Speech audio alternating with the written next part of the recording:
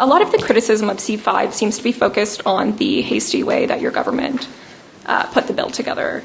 Do you have specific projects you're hoping to greenlight once the bill gets royal assent, and is that why you have rushed it through Parliament? No, I thank you for the question. It's actually the other way around. We need this legislation in order to begin the process of determining those nation-building projects. This legislation, in effect, is enabling legislation.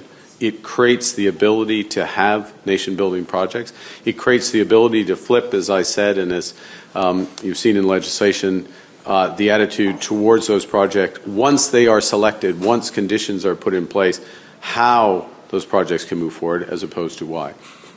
But this is where the real work begins once this becomes legislation, obviously moving to the Senate and beyond, but once it becomes legislation, is this process of identifying those projects. Now, the provinces have made a number of suggestions, many of them, potentially quite good suggestions, but the engagement needs to move from higher level concepts to more specific projects. The partnerships that need to be established will begin now, in effect, and the first step in that process will be those meetings I referenced, those launch meetings with Indigenous peoples, beginning with First Nations, then the Inuit and Métis.